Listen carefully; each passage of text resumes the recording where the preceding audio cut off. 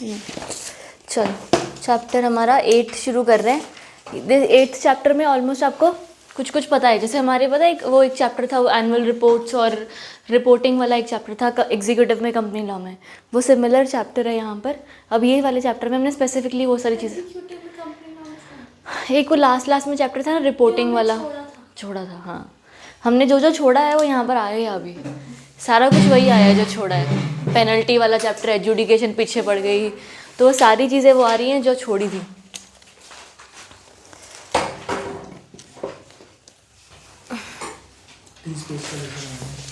हो जाएगा, इतना दिक्कत नहीं आएगी, बट चलो कर लेते हैं। तो यहाँ पर ये जो चैप्टर है इसमें देखो, वो इंट्रोडक्शन वाला देखो कि इसमें ना एग्जैक्टली हमें क्या बोला गया कि ये कुछ कुछ एरियाज़ हैं जिन एरियाज़ के हिसाब से you are required to file certain reports. अब वो कुछ रिपोर्ट्स तो हमको पता है, एनुअल वाली, बोर्ड्स रिपोर्ट वाली, CSR रिपोर्टिंग होती है, ये सारा कुछ पता है। उसके अलावा कुछ ESG रिपोर्टिंग के बारे में लोग बोल देंगे जो थोड़ा पता एक्स्ट्रा होगा, बाकी ऑलमोस्ट सिमिलर, राइट। सो यहाँ पर वही ट्रांसपेरेंसी पिवटल फीचर है मार्केट का एक्सेट्रा। आप रिपोर्टिंग करोगे तो ही जाके it will be create transparency ना। डिस्क्लोजर्स करना एक मैंडेटरी रिक्वायरमेंट होती है कंपनी की, तो उसके बारे में बात की। Next paragraph, adequate disclosure also helps to improve public understanding of the structure and activities of the enterprises. कि एडिक्वेट डिस्क्लोजर किया तो आपके पास एक पब्लिक अंडरस्टैंडिंग आ जाएगी, लोगों को आपकी कंपनी के बारे में पता होगा, and activities of the enterprise etcetera. ये पॉइंट्स खाली, today's corporates have disclose mandatorily under various legislation such as, ये वाली अलग अलग रिपोर्ट्स इन एक्ट्स के अंडर वेरियस रिपोर्ट्स हैं। ये लेजिस्लेशंस हैं जिन लेजिस्लेशंस के अंडर हमारे पे बहुत सारी रिपोर्टिंग फाइलिंग्स होती हैं, राइट। पहली तुम्हारी annual report. What was annual report? कुछ हल्का फुल्का इसमें सब कुछ होता है,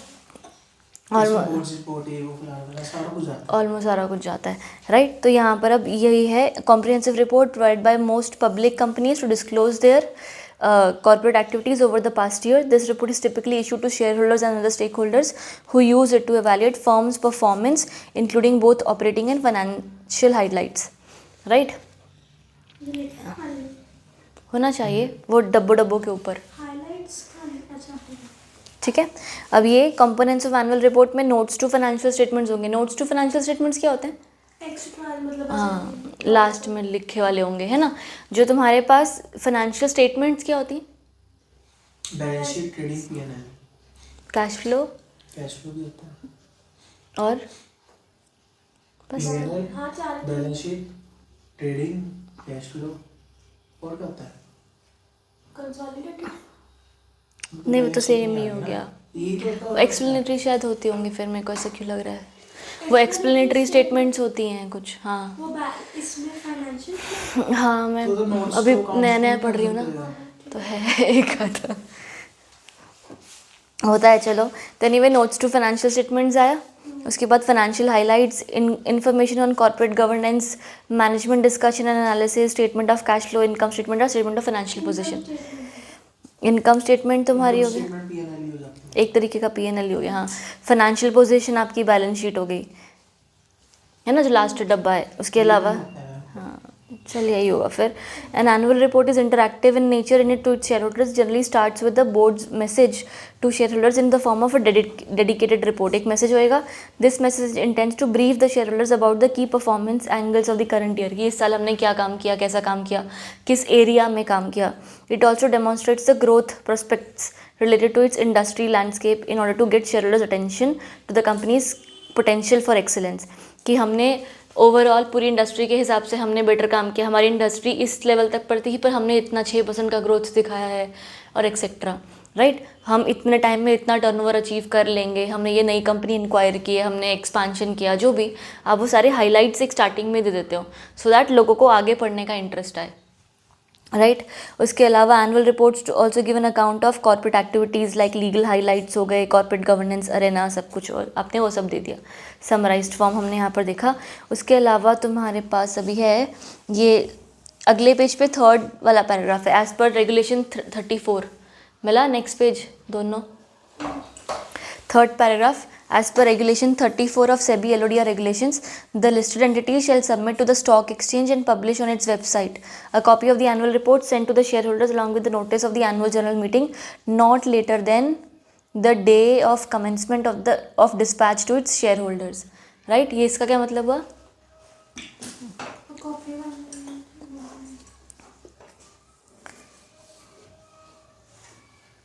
इसका मतलब आप वो AGM का नोटिस दोगे ना अपने शेयर होल्डर्स को, उसी दिन स्टॉक एक्सचेंज को अपने एनुअल रिपोर्ट की कॉपी दे देना। सी अ कॉपी ऑफ दी हम लेटर डिस्पैच कर देंगे, उसी दिन हमने वो देना है। सेम डे पे देना है। जैसे मतलब देख, जैसे आपने लोगों को लेटर दिया, नोटिस दिया वैसे stock exchange AGM को का, देना है। हाँ तो उनको भी तो फाइनेंशियल स्टेटमेंट देते ही हो ना आप, जा तो रहा ही है उनको भी, तो यही एक चिट्ठी और इनको दे देनी है बस साथ के साथ, आपने इनको भी दे दी। उसके साथ in the event of any changes to the annual report, revised copy along with the details of an explanation of the changes shall be sent not later than 48 hours after the annual general meeting. ठीक है, done यहाँ तक। उसके बाद such annual report shall contain the following: audited financial statements हो गए, balance sheet हो गया, PNL हो गया, statement on impact of audit qualification as stipulated in this. इसका मतलब हुआ, मतलब समझ में आया, statement on impact of audit qualifications. वही वही नहीं मैम, ऑडिट में अगर कोई वो गलतियां है, क्वालिफिकेशन गलतियां है तो हाँ उस पे हाँ statement हाँ हाँ, वो वाली क्वालिफिकेशन, ये वो वाली क्वालिफिकेशन, हाँ एग्जैक्टली। ऑडिटर क्वालिफाइड रिपोर्ट देता है तो आपको उस पर स्टेटमेंट देना है कि ये क्वालिफिकेशन क्यों है मेरी, है ना, रीजंस बिहाइंड दोज क्वालिफिकेशंस। उसके अलावा कंसोलिडेटेड फाइनेंशियल स्टेटमेंट्स, ठीक है, ऑडिटेड वाली।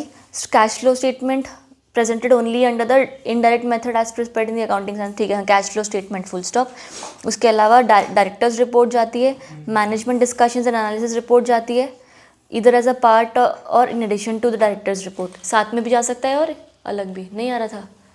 आ तो रहा, मेरा पैर बार बार मिल जाता, इस करके मैंने इसको दे दिया। For the report of for the top 1000 entities को क्या बोला गया कि आपको क्या देना है, या ये याद करो, 3 चैप्टर से पढ़ते हैं बस, 3 चैप्टर से पढ़ रहे हैं हम लोग। टॉप 1000 कंपनीज को देनी ही देनी है। अब नीचे तुम्हारे पास वो टेबल होगा एक, जिसमें पहले टॉप 26-27 भी है आपके लिए। मैंने हाँ लिख लिया तो हाँ 25-26 में टॉप 5000 था, है ना। अब टॉप 150 500 था, 150 ये तो मैंने 25-26 अच्छा 25-26 में 500 हाँ 500, और अब 1000 1000 हो गया है। कंपनीज को करना है रिपोर्ट BRSR का, राइट। ये डब्बा नहीं करना। क्या और कुछ है ही नहीं उसमें, एम ही है। अभी तो लेटेस्ट वाला तुम्हारा देख लो ना बस, कि अभी है, ठीक है। उसके बाद ये एडिशनल डिस्क्लोजर्स हैं अंडर सेबी LODR रेगुलेशंस, वो जो रंगोली बनाई हुई है, तो ये रिलेटेड पार्टी डिस्क्लोजर्स करने हैं, management discussion analysis, corporate governance के बारे में, declaration signed by the CEO on code of conduct, compliance certificate, demat suspense account, unclaimed suspense, मेरे को लगे अंकला अनक्लेम्ड सस्पेंस हाँ, ठीक है। ये कुछ ये हो गए। अब रिलेटेड पार्टी डिस्क्लोजर्स में वो कुछ थोड़ा बहुत जो रिवाइज जैसा होगा, हर चैप्टर का वो डिस्क्लोजर वाला पार्ट था ना, वो इस चैप्टर में इकट्ठा कर दिया अभी। तब रिलेटेड पार्टी डिस्क्लोजर्स अभी, एज पर SEBI LODR regulations the annual report contains the following additional conditions. ये एनुअल रिपोर्ट की बात हो रही है, इसके अंदर फॉलोइंग एडिशनल कंडीशंस है। मेन तो था ही जो था सेबी LODR के हिसाब से आपको कुछ तो डालनी थी, ये एडिशनल वाली हैं। पहला, related party the listed entities which has listed on in its non-convertible securities shall disclose shall make disclosure in compliance with the accounting standards on related party disclosures. पहला shall follow पहला on account of holding company। एक second में heading पढ़ रही हूँ। Disclosures on amount at the year end and the maximum amount of loans, advances or investments outstanding during the year। ये सब चीज़ के बारे में बताओगे ना। रिलेटेड पार्टी डिस्क्लोजर्स के बारे में हम बात करें कि हमने अपनी रिलेटेड पार्टीज़ के साथ क्या ट्रांजैक्शंस किए। पॉइंट नंबर 1, उन रिलेटेड पार्टी डिस्क्लोजर्स के साथ आपको ये बताना है कि अगर होल्डिंग कंपनी है तो उसने क्या ट्रांजैक्शंस किए हैं, सब्सिडरी कंपनी ने होल्डिंग कंपनी के साथ, और ऐसा अदर देन दोज ट्रांजैक्शंस हुए हैं, रिलेटेड पार्टी ट्रांजैक्शंस हुए हैं, राइट। इतना मेन आपको बात करनी है।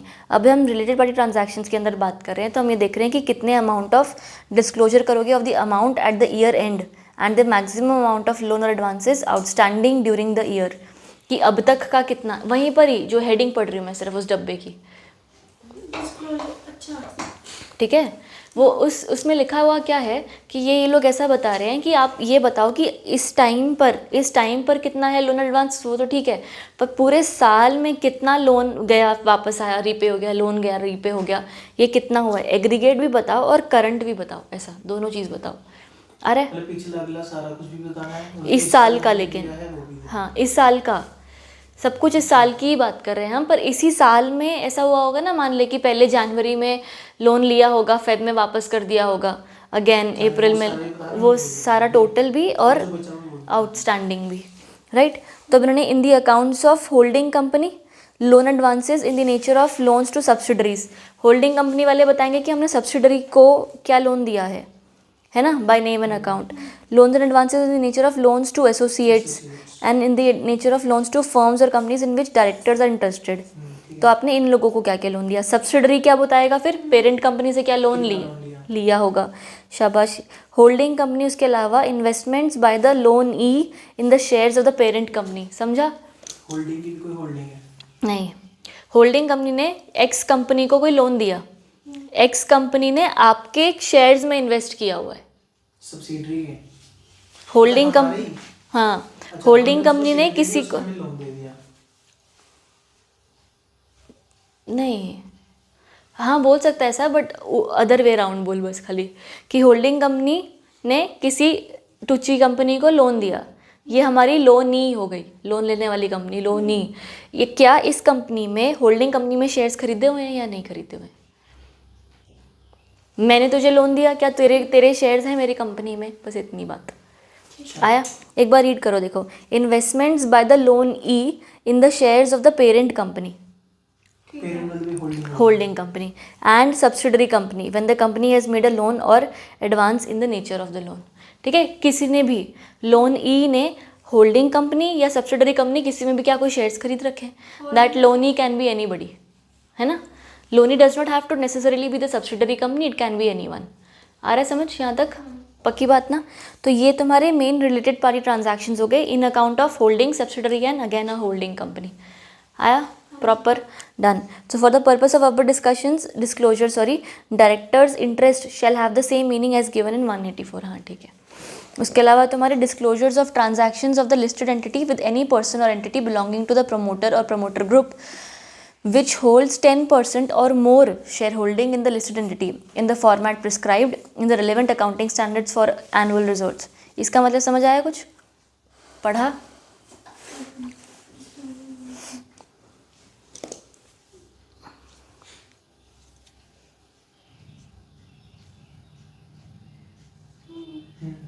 क्या मतलब है इसका? कोई भी प्रमोटर या फिर किसी से भी बंदा रिलेटेड है और उसने 10% से ज़्यादा हमारे इसमें इन्वेस्ट कर रखा है कंपनी में, तो उसका Done है? डिस्क्लोजर भी देना है कि उसे कितने ट्रांजैक्शन हुए हैं। अच्छा। shall not be applicable to listed banks। Okay। अगर बैंक के साथ किसी का उनका काम यही है। सही, तो ऊपर वाले कोई भी पॉइंट।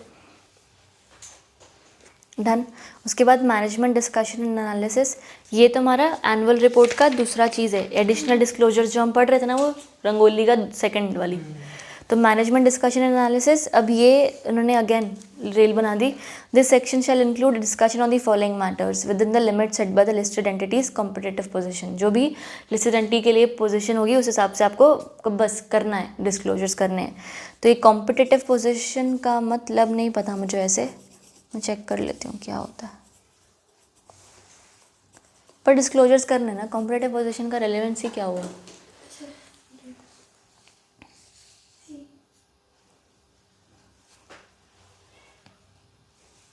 ऐसे ही लग रहा है मुझे तो कुछ खास, पर देख लेती हूँ मैं। देखो, देख। मतलब तो दिखेगा नहीं ना। किसका मतलब? फर्स्ट पॉइंट जो दिया ना बी का, उसका कॉम्पिटिटिव पोजीशन मतलब मेरा दिमाग का है आज। जूतों में नहीं ये पहनूंगा, ये लेकर आया हूँ, वो तो अच्छे लग रहे हैं, घर पे इतना बताऊंगा, ऐसा करूँ। यही चल रहा है दिमाग। नहीं मैम, मेरा टैक्स ज़्यादा बढ़ गया। अच्छा, मेरे स्टॉक्स की वजह से। वैसे तो जीरो बन रहा था, हाँ वही है ना, स्लैब से ऊपर चला गया। उसने अकाउंटेंट ने सीए ने तो अपने हिसाब से 6,82,000 के आसपास रखा था। अब वो स्टॉक्स की इनकम की वजह से वो 7 लाख के पास चला गया।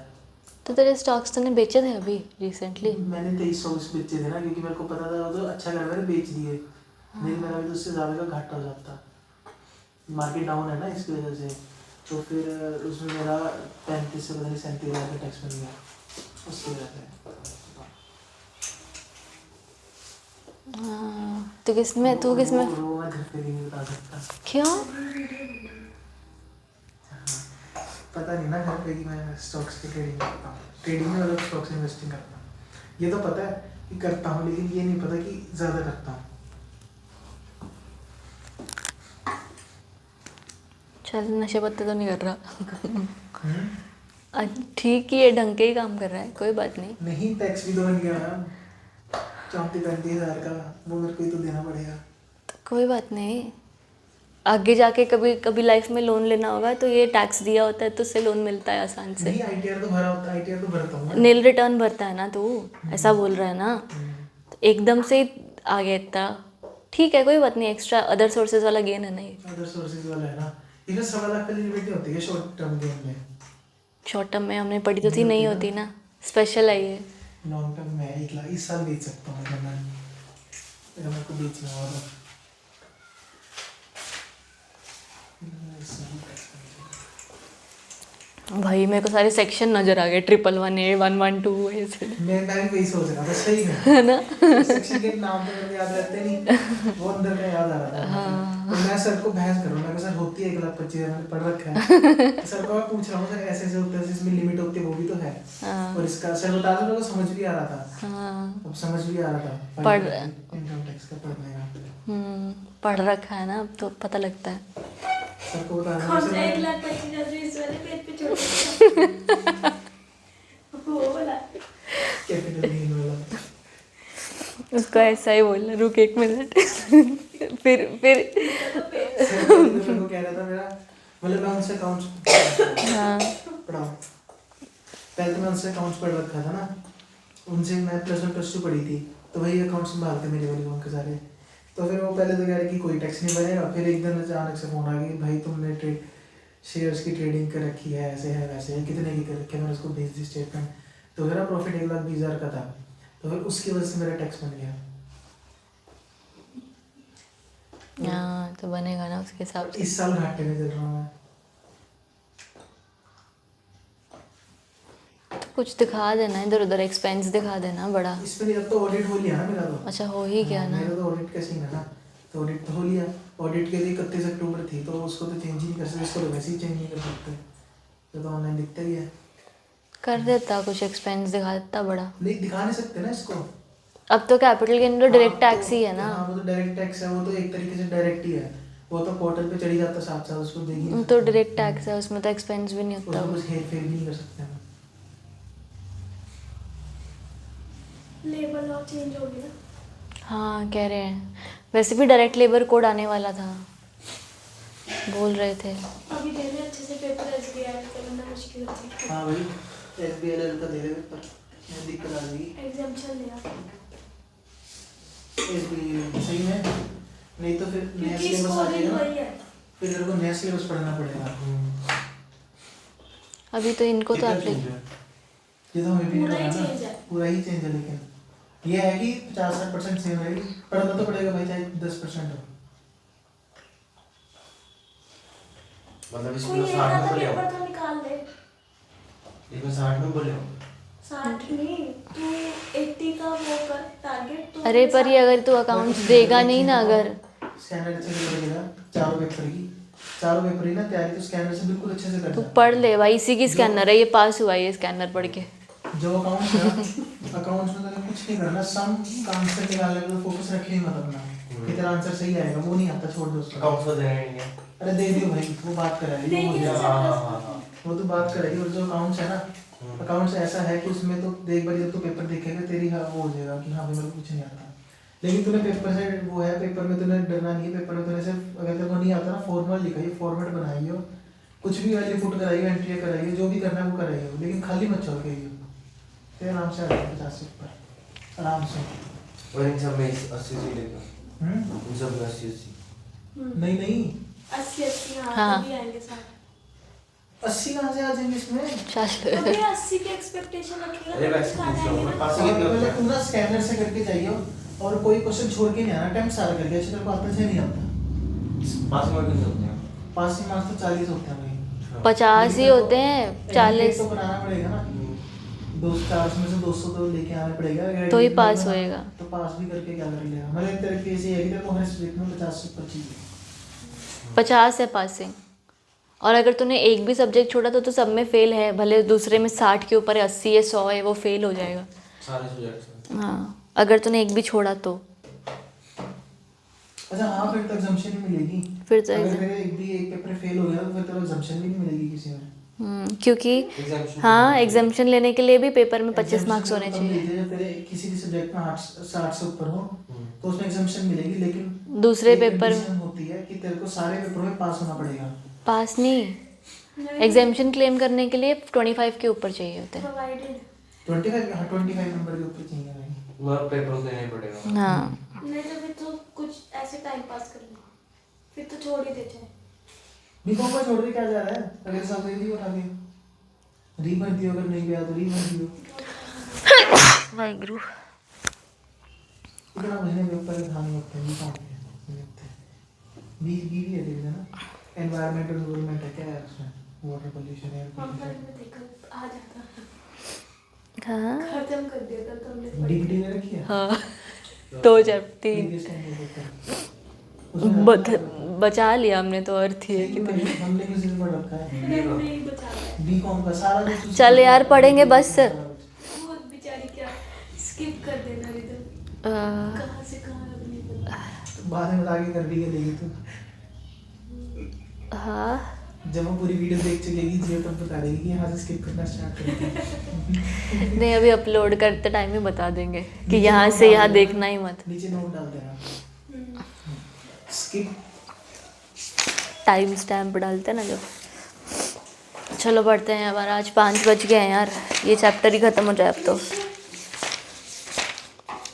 कुछ ज़्यादा दिमाग कहीं और है तेरा। मतलब वो तो तूने बता दिया, मुझे बता दिया। साक्षी खड़ा हो। चलो खर पे वो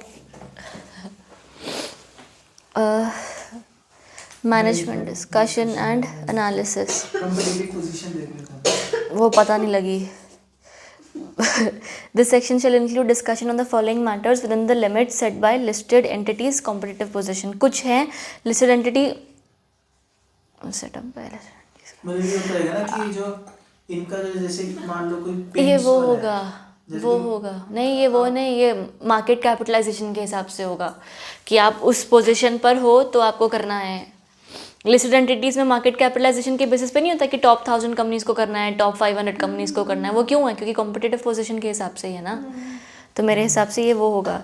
section shall include the discussion on the following matters within the limit set by the listed entities competitive positions, कि हाँ भाई या तो वो जिस हिसाब से काम कर रहे हैं, कुछ जैसे ये बोल रहे हैं कोई भी बंदा, तो इंडस्ट्री स्ट्रक्चर एंड डेवलपमेंट्स के बारे में आप बताओ। डिस्कशन एंड एनालिसिस ना, तो आपको सिर्फ बताना है यहाँ पर कुछ चीज़ें। अपॉर्चुनिटीज़ एंड थ्रेट्स, आपके सेगमेंट वाइज प्रोडक्ट वाइज आपने परफॉर्म क्या किया, आपका आउटलुक, तो अभी आउटलुक क्या होता है, स्ट्रक्चरल अप्रोच जैसे क्या हो गया।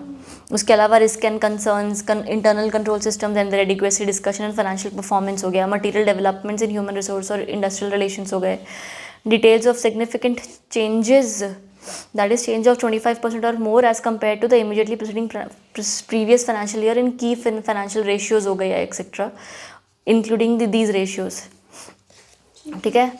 other than that details of any change in return or net worth as compared to immediately previous year। lastly disclosure on accounting treatment of accounting treatment, क्या वो accounting standards ही हुए ना accounting treatment, ठीक है। उसके अलावा corporate governance report, brief statement on listed entities, philosophy on the code of governance, पहुँच रहे हो ना साथ साथ हो सारे। नेक्स्ट बीओडी का कॉम्पोजिशन एंड कैटेगरी, वो executive non executive directors, attendance उनकी, उसके नंबर, हाँ number of meetings, relationship between directors, convertible instruments आपने कितने हैं हेल्ड बाय नॉन एग्जीक्यूटिव, फिर audit committee, nomination remuneration committee, stake relationship remuneration, general body meetings, means of communications हो गए, other disclosures हो गए। DEF पर आ जाओ फिर सीधे।